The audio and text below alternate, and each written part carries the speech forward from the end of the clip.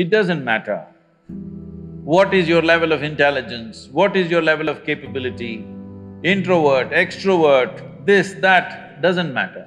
Do you have the courage and commitment to make the possibility into your reality? That's all the question is. There is no such thing as extrovert or introvert. Do not classify people like that. Some people see that they need to act and reach out. Some people see there is not much need for that. So maybe they are not on the Twitter and Facebook and whatever, this doesn't mean they're introvert. They have a life of their own. The difference between this extrovert or introvert is, it's like mistaking your exhalation for inhalation and inhalation for exhalation. We should not judge people like this. Every human being has a right to be whichever way they want. But now the question is, if I am not extrovert, will I be able to do things in the world? That's a main aspect of the question. See, your ability to do things is not because you want to do things. I want to do something is my desire. Desire is just an intention. An intention won't make things happen. An intention will only set direction. Still you have to make the journey, isn't it? Process is an end in itself. If you are absolutely devoted to the process, something will come out. But now we are interested in the consequence, not in the process. This goal-orientedness, I want to get there, I want to get there, we become too goal-oriented. Goal-oriented means we are interested in the consequence, but we are not interested in the process. I think you should look at life like this. You must see how to enhance this one. Enhance this one means not blow up your ego in a big way. Enhance the life that you are. When I say life, I'm talking about the life that you are. I'm not talking about your body, I'm not talking about the structure of your mind, I'm not talking about… See, when people say life, you are supposed to decipher. They could be talking about their home, they could be talking about their relationship, they could be talking about their car or their dog or something. My life means something. I am not talking about that, I am talking about the life that you are. Are you alive? Are you really alive? Or just a bundle of thoughts, emotions, ideas, prejudices, opinions? Most people are just this. Because of that, we make conclusions, this is an introvert, this is an extrovert. Because without conclusion, you can't have a thought. You need conclusions and conclusions and conclusions about everything.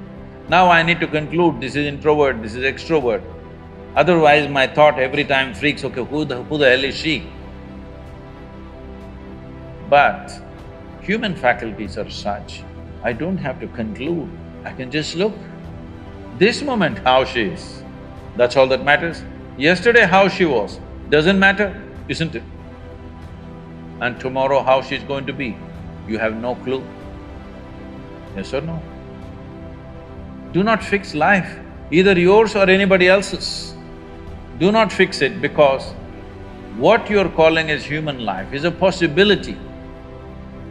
To make this possibility into your reality, you have to travel a distance. Do you have the courage and the commitment to travel the distance? That's all the question is. The simple thing is this, see, if your joy, your sadness, your happiness, your misery is determined by something or somebody around you, the chances of you being joyful in your life is remote. For every one of you, your life is precious, isn't it? It's a precious life. If something is precious, where do you want to invest this life? Into what do you want to invest this precious life? If this is a worthless life, throw it somewhere. If this is a precious life, what do you want to invest this life into? If you look at it this way, you will find something truly worthwhile to do. If you think in terms of how to earn a living, how to get this kind of thing, that kind of thing, then you will do something silly that you will regret for the rest of your life. Most people are a regret. That's why they're going around joylessly, because they're not doing what they want to do. They are not creating what really matters to them. They're doing something for a living. Earning a living is not a big deal for a human being. Every creature, every worm, insect, bird, animal is earning their living, isn't it so? With such a big brain, what is the big deal about earning a living? What is it that you're going to create? This precious life, where are you going to invest it? Are you going to invest it in something that's truly worthwhile, or are you going to throw it away as a worthless thing? This is the important thing, because what you call as my life is just a certain amount of time and energy, isn't it? As you sit here, your life is ticking away or no? You're young, you may not be thinking like this, but actually it's ticking away. What is ticking away is not time, what is ticking away is your life. So this energy that you call as my life, how are you going to invest it? Because if you're doing something truly worthwhile, it gets over before you know what happened.